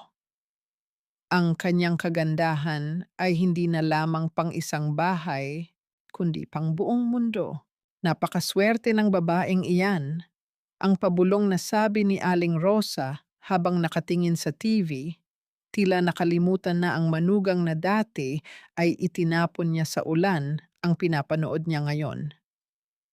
Kung sana ay hindi ka naging mabilis magpalit ng asawa, Paulo, baka tayo ang kasama niya sa screen na iyan. Hindi sumagot si Paulo. Ang bawat salita ng kanyang ina ay tila isang asin na ibinubudbod sa kanyang sariwang sugat. Hindi niya kayang tignan ang TV. Sa halip, tinitigan niya ang kanyang mga kalyo sa kamay. Ito ang kapalaran ng isang lalaking nabulag ng kinang at nakalimutan ang tunay na ginto. Gabi na nang lumabas si Paulo para magpahangin sa gilid ng madilim na kalsada. Ang tunog ng mga videoke mula sa malayo at ang ingay ng mga batang naglalaro sa gitna ng gabi ay tila isang magulong musika na sumasalamin sa kanyang isipan. Sa gitna ng kanyang pag-iisa, isang anino ng isang lalaki ang dahan-dahang lumapit sa kanya. Ang lalaki ay nakasuot ng maayos na damit, isang bagay na hindi nababagay sa lugar na iyon. Paulo, mukhang nahihirapan ka na yata, ang sabi ng lalaki, Ang boses nito ay pamilyar, ngunit may taglay na panganib. Sino ka? Anong kailangan mo sa akin? Ang tanong ni Paulo, pilit na itinatago ang kanyang kaba. Ako ang taong pwedeng magbigay sa iyo ng pagkakataon para makabangon. Isang trabaho na hindi nangangailangan ng pagbubuhat ng sako, pero nangangailangan ng lakas ng loob. Ang alok ng lalaki habang iniaabot ang isang maliit na calling card na walang pangalan, tanging isang numero lamang. Isipin mo ang iyong ina. Isipin mo ang buhay na nawala sa iyo. Hindi mo ba gustong mabawi kahit kaunti sa mga ninakaw sa iyo ni Katrina? Napatingin si Paulo sa calling card. Ang kanyang puso ay nagsimulang tumibok ng mabilis. Sa loob niya, alam niyang ito ay isang bitag. Ngunit ang kumakalam niyang sikmura at ang iyak ng kanyang ina ay mas malakas kaysa sa kanyang konsensya. Tatanggapin ba ni Paulo ang alok na maaring magdala sa kanya sa mas malalim na putikan? O hahayaan na lang ba niyang tuluyan siyang lamunin ng dilim ng nakaraan? At sino ang lalaking ito na tila alam ang bawat detalye ng kanyang pagbagsak? Ang bawat hakbang ni Katrina sa loob ng bakanteng Viet Thu ay tila isang paglalakad sa loob ng isang gallery ng mga masakit na alaala. Ang mga dingding na dati ay puno ng mga mamahaling painting ay ngayon ay hubad na. Tanging ang mga bakas ng alikabok at ang marka ng mga frame ang naiwan. Ang katahimikan sa loob ng malaking bahay ay hindi na nakakabingi. Sa halip, ito ay tila isang malalim na buntong hininga ng paglaya. Dahan-dahang hinaplos ni Katrina ang railings ng hagdan. Ang lamig ng bakal ay hindi na nagpaparamdam sa kanya ng panlalamig. Sa kanyang tabi, si Santos ay tahimik na naghihintay. Bitbit ang isang folder na naglalaman ng mga huling dokumento para sa tuluyang pagbebenta ng ari-arian. Sigurado na po ba kayo, Chairman? Ang bahay na ito ay naging saksi sa inyong pagsisimula. Ang mahinang tanong ni Santos. Isang matamis at payapang ngiti ang sumilay sa mga labi ni Katrina. Santos, ang tahanan ay hindi ang mga pader na gawa sa semento. Ang bahay na ito ay naging kulungan ng aking puso sa loob ng maraming taon. Sa pagpirma ko sa mga papel na ito, hindi ko lang ibinibenta ang lupa. Tinatapos ko na rin ang huling kabanata ng aking pagkamartir. Matapos lagdaan ang mga dokumento, lumabas si Katrina patungo sa kanyang sasakyan. Ngunit bago siya tuluyang umalis, huminto siya sa isang maliit na klinika na kanyang itinatag para sa mga kababaihang biktima ng pang-aabuso. Doon, nakilala niya si Dr. Mateo, isang lalaking may banayad na tinig at mga matang tila nakakabasa ng bawat sugat ng kaluluwa. Chairman Katrina, ang mga pasyente ay naghihintay sa inyo. Ang inyong kwento ay nagbibigay sa kanila ng lakas na muling bumangon. Ang bati ni Mateo habang iniaabot ang isang baso ng mainit na tsaa. Ang init ng baso sa kanyang palad ay tila isang banayad na haplos ng bagong simula. Salamat, Mateo. Masarap sa pakiramdam na ang aking mga peklat ay nagiging liwanag para sa iba. Ang sagot ni Katrina. Sa pagtitig niya sa mga mata ni Mateo, naramdaman niya ang isang uri ng kapayapaan na matagal na niyang ipinagkait sa kanyang sarili. Ang posibilidad na muling magtiwala, hindi dahil kailangan niya ng magliligtas sa kanya, kundi dahil handa na siyang muling magmahal ng tama. Samantala, sa isang madilim na sulok ng Benkang, tinititigan ni Paulo ang calling card na ibinigay ng misteryosong lalaki. Ang mga salitang mabawi ang lahat at paghihiganti ay tila mga sirena na pilit siyang inaakit patungo sa kailaliman. Hawak-hawak niya ang card. Ang kanyang mga daliri ay nanginginig sa pagitan ng galit at takot. Ngunit sa gitna ng kanyang pag-aalinlangan, muli niyang naalala ang mukha ni Katrina noong gabing itinapon niya ito sa ulan. Naalala niya ang peklat sa palad ng kanyang asawa, ang sugat na nakuha nito noong ibinebenta nito ang sariling dugo para lamang may pambili siya ng gamot. Isang matinding kirot ang gumuhit sa kanyang dibdib. Isang kirot na mas matindi pa sa anumang gutom o pagod na nararanasan niya ngayon. Hindi, hindi ko na siya pwedeng saktan pa, ang pabulong na sabi ni Paulo sa sarili. Sa isang biglaang desisyon, dahan-dahan niyang pinunit ang calling card. Ang tunog ng pagkapunit ng papel ay tila isang simbolo ng kanyang huling pagpapakumbaba. Hindi niya kailangang mabawi ang yaman, ang kailangan niya ay mabawi ang kanyang nawalang pagkatao. Lumipas ang ilang linggo at sa harap ng bagong tinutuluyan ni Katrina, isang simpleng ngunit eleganteng bahay na malapit sa dagat, isang bulto ng lalaki ang dahan-dahang lumapit. Ang lalaki ay nakasuot ng luma ngunit malinis na damit. Ang kanyang buhok ay maayos na at ang kanyang mga mata ay wala ng bahid ng kapalaluan. Si Paulo ay hindi dumating para humingi ng pera o para manggulo. Dumating siya para sa isang huling sulyap, para makita ang babaeng pinakaminahal niya ngunit pinakasinaktan din niya. Nakita niya si Katrina sa balkonahe, tumatawa habang kausap si Dr. Mateo. Ang tawa ni Katrina ay tila isang musika na matagal na niyang hindi naririnig. Isang tawa na malaya, buo, at tunay na masaya. Naramdaman ni Paulo ang pagpatak ng kanyang sariling luha, ngunit sa pagkakataong ito, hindi ito luha ng pait. Ito ay luha ng pagtanggap. Dahan-dahan siyang tumalikod at nagsimulang maglakad palayo. Dala ang tanging yaman na natitira sa kanya, ang alaala ng isang babaeng nagturo sa kanya kung ano ang tunay na kahulugan ng sakripisyo, kahit na natutunan niya ito sa pinakamasakit na paraan. Habang ang bawat hakbang ni Paulo ay papalayo, ang bawat hininga naman ni Katrina ay tila nagiging mas magaan. Ang dagat ay humahalik sa pampang, ang tunog ng mga alon ay tila isang mahinang kanta ng pagpapatawad at pag-asa. Ang bawat paghampas ng alon sa dalampasigan ay tila isang malalim na buntong hininga ng kalikasan, sumasabay sa dahan-dahang paglubog ng araw na nagkukulay kahel sa buong kalangitan.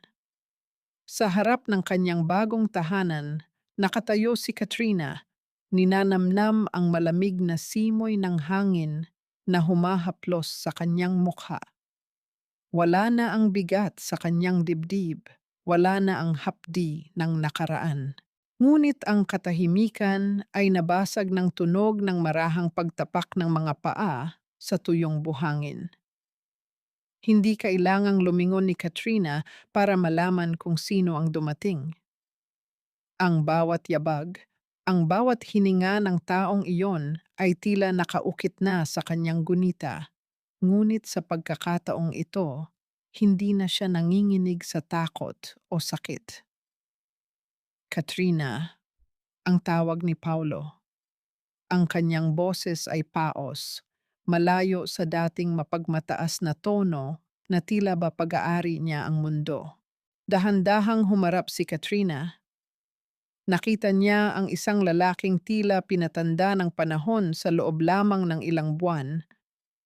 Ang mga mata ni Paulo ay malalim ang lulog, ang kanyang balat ay nasunog ng sikat ng araw sa benkang, at ang kanyang mga kamay ay magaspang at puno ng mga sugat na hindi pa tuluyang naghihilom. Bakit ka pa bumalik, Paulo? Wala na tayong dapat pag-usapan. Ang lahat ng kailangan mong malaman ay nasa mga papeles na ng korte. Ang mahinahong sabi ni Katrina. Ang kanyang boses ay kasing linaw ng tubig sa dagat, walang bahid ng galit, tanging kapayapaan lamang. Hindi ako nandito para humingi ng tawad na babalik tayo sa dati, Katrina. Alam kong wala na akong karapatan. Ang sagot ni Paulo habang dahan-dahang kinukuha ang isang maliit na bagay mula sa kanyang bulsa. Nandito ako para ibalik ito. Noong gabing pinalayas kita, noong gabing itinapon ko ang lahat. Nakita ko itong muli sa putikan pagkatapos nyo kaming paalisin sa bahay. Ipinakita ni Paulo ang kanyang palad. Doon ay nakalagay ang isang lumang singsing na bakal, ang kanilang unang singsing nung sila ay nagsisimula pa lamang bago pa sila nalunod sa pera at kasakiman. Ang singsing na iyon ang naging simbolo ng bawat patak ng dugo na ibinenta ni Katrina para sa kanya. Itinago mo ito? Ang pabulong na tanong ni Katrina, ang kanyang puso ay bahagyang kumurot sa alaala ng kanyang sariling sakripisyo. Ito lang ang tanging bagay na tunay nating pag-aari, Katrina. Ang lahat ng alahas na binili ko sa iyo noon, galing sa pera mo. Pero ito ang sumasalamin sa kung sino ka talaga. Isang babaeng marunong magmahal ng tapat. Habang ako ay isang lalaking marunong lang tumanggap, ang sabi ni Paulo. Habang ang isang patak ng luha ay dahan-dahang gumuguhit sa kanyang maruming pisngi. Ibinabalik ko ito sa iyo dahil ito ang simbolo ng iyong dangal. Hindi mo dapat ito hinayaang maiwan sa putikan. Inabot ni Katrina ang singsing. Ang lamig ng bakal ay nagparamdam sa kanya ng isang uri ng pagsasara. Tinitigan niya si Paulo at sa unang pagkakataon, nakita niya ang lalaking minahal niya noon, hindi ang mayamang negosyante, kundi ang taong marunong nang tumingin sa sarili niyang kamalian. Pinatatawad na kita, Paulo, ang sabi ni Katrina, ang bawat salita ay tila isang gamot na nagpapahilom sa huling sugat ng kanyang kaluluwa. Pero ang pagpapatawad ay hindi nangangahulugan ng pagbabalik.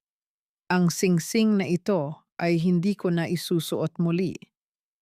Ibibigay ko ito sa aking foundation para matunaw at gawing barya na makakatulong sa ibang mga kababaihang nawalan din ng pag-asa. Isang mapait na ngiti ang isinagot ni Paulo. Tumango siya, tinatanggap ang bawat hatol. Sapat na sa akin iyon, Katrina.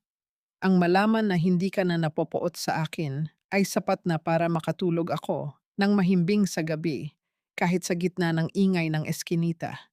Dahan-dahang tumalikod si Paulo. Ang kanyang bawat hakbang palayo ay tila mas mabigat kaysa sa kanyang pagdating, ngunit may taglay itong isang uri ng laya.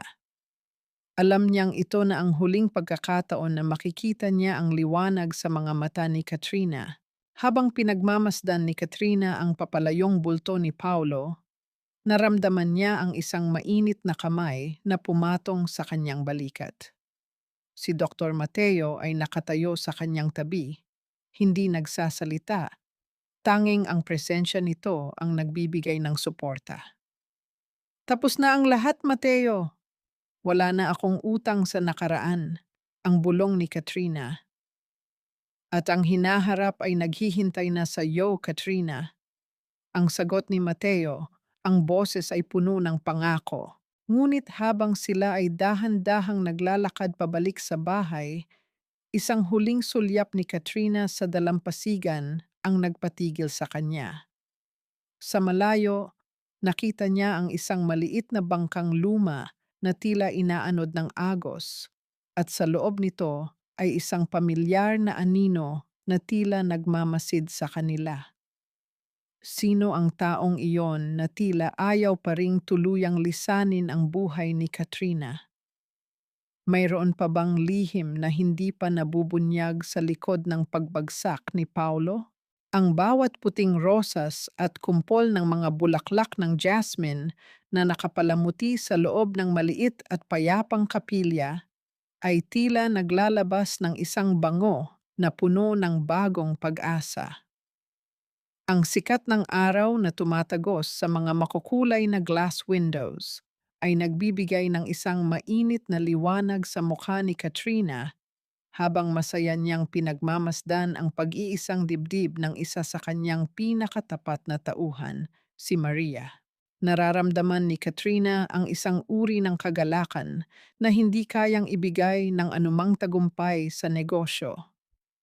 Ang tunog ng koro na umaawit ng mga himno ng pag-ibig ay tila isang haplos sa kanyang kaluluwa, nagpapaalala sa kanya na sa kabila ng lahat ng dumi at sakit ng mundo, mayroon pa ring mga pusong marunong magmahal ng tunay at walang hinihinging kapalit. Nang hingan siya ng payo para sa bagong kasal, dahan-dahang tumayo si Katrina. Ang bawat mata sa loob ng kapilya ay nakatingin sa kanya ng may paghanga, hindi dahil sa kanyang yaman, kundi dahil sa kanyang katatagan. Ang pag-ibig ay hindi isang kulungan kung saan kailangan mong ubusin ang iyong sarili para lamang mabuhay ang iba. Ang malumanay niyang sabi, ang kanyang boses ay may dalang lalim at autoridad ng karanasan. Ang tunay na pag-ibig ay isang paglalakbay kung saan dalawang tao ang nagtutulungan para maging mas mabuting bersyon ng kanilang sarili. Huwag ninyong hayaang mawala ang inyong dangal sa ngalan ng pagmamahal dahil ang taong tunay na nagmamahal sa inyo ang siyang unang magpoprotekta sa inyong halaga. Miti. Pagkatapos ng seremonya, habang naglalakad sila ni Santos patungo sa kanilang sasakyan, iniabot ng kanyang tapat na kaibigan ang isang maikling ulat. Chairman, ang balita po sa Benkang, si Paulo ay tuloy-tuloy na sa kanyang pagbabago. Hindi na siya lumalapit sa mga masasamang elemento. Ang kinikita niya sa pagbubuhat ay sapat na para sa gamot ng kanyang ina, na ngayon ay masunurin na rin at hindi na nagsusugal. Isang payapang buntong hininga ang pinakawalan ni Katrina. Mabuti kung ganoon, Santos. Ang bawat tao ay nararapat sa isang pagkakataon na mahanap ang kanilang sarili sa gitna ng kanilang pagkakasala. Ang karma ay hindi lamang tungkol sa parusa, kundi tungkol din sa pagtuturo. Nang makabalik sila sa punong tanggapan ng K Holdings, tumayo si Katrina sa malawak na balkonahe ng kanyang opisina. Tanaw niya ang buong lungsod na dahan-dahang nagliliwanag sa pagdating ng gabi. Ang ingay ng mga sasakyan sa ibaba ay tila isang malayo at mahinang musika ng buhay na patuloy na gumagalaw. Lumapit si Santos at tumayo sa kanyang tabi. Sa isang bihirang pagkakataon, dahan-dahang hinawakan ni Katrina ang kamay ng kanyang tapat na direktor. Isang hawak na puno ng pasasalamat, pagtitiwala, at pagkakaibigan na higit pa sa anumang salita.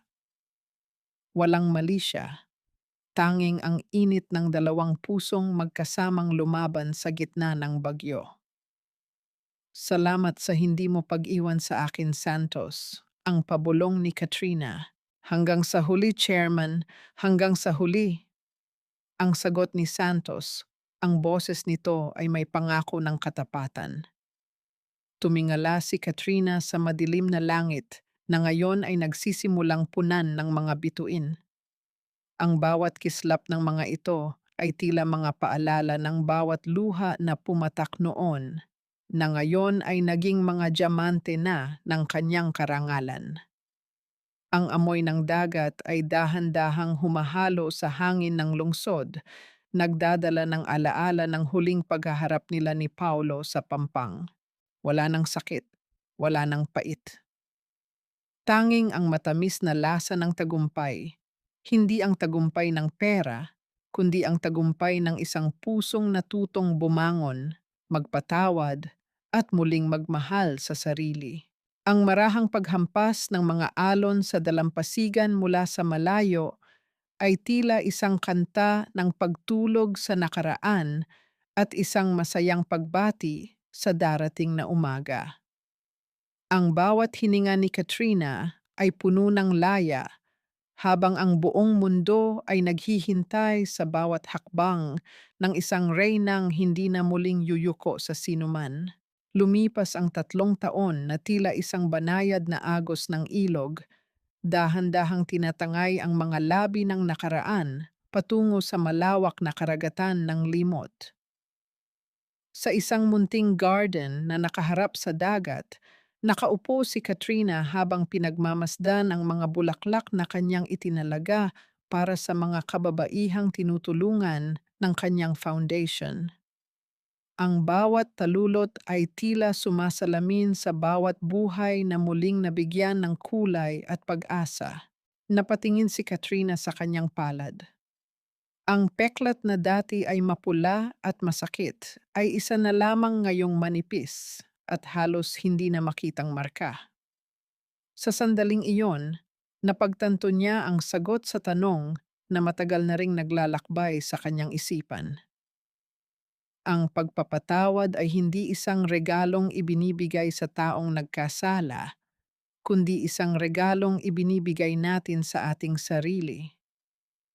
Pinatawad na niya si Paulo, hindi dahil karapat-dapat ito, kundi dahil ang kanyang puso ay masyadong mahalaga para manatiling kulungan ng poot. Sa kabilang dako ng lungsod, sa isang tahimik na barangay, makikita si Paulo na abala sa pag-aayos ng isang maliit na tindahan ng mga kagamitan sa bahay. Ang kanyang mga kamay ay magaspang, ang kanyang katawan ay pagod, ngunit ang kanyang mga mata ay may taglay na ningning ng isang taong nahanap ang tunay na kapayapaan sa pagpapakumbaba. Wala na ang kanyang marangyang sasakyan at mga mamahaling damit, ngunit sa bawat patak ng kanyang pawis para sa marangal na trabaho, nahanap niya ang dangal na matagal na niyang winaldas. Si Aling Rosa naman ay madalas na makikitang nagtuturo sa mga bata sa kanilang lugar.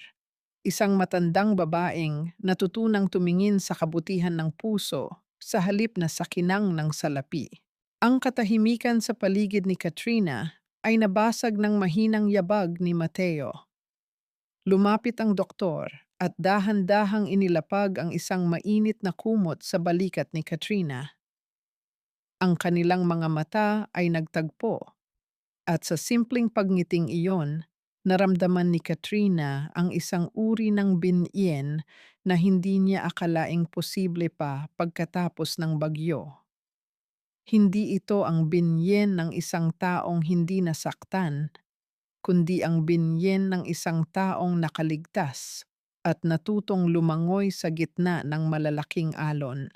Ang kwento ni Katrina ay hindi lamang isang kwento ng pagbangon mula sa pagkakalubog. Ito ay isang paalala sa bawat nakikinig na ang ating halaga ay hindi itinatakda ng kung paano tayo tinatrato ng ibang tao. Ang tunay na kayamanan ay ang katapatan ng ating loob at ang lakas na muling bumuo ng sarili kahit na tayo ay nadurog na. Ang pag-ibig na walang pagrespeto sa sarili ay isang sakripisyong walang saysay. Sa huli, ang bawat luha ay nagiging perlas at ang bawat sakit ay nagiging guro na nagtuturo sa atin kung paano magmahal ng tama simula sa ating sarili. Ang araw ay tuluyan ng lumubog, iniwan ang langit na puno ng mga bituin na tila mga munting liwanag ng pag-asa. Sa gitna ng katahimikan ng gabi, ang tanging naririnig ay ang mahinang awit ng mga alon, isang walang katapusang kanta ng pag-asa, pagpapatawad, at ang kagandahan ng isang bagong simula.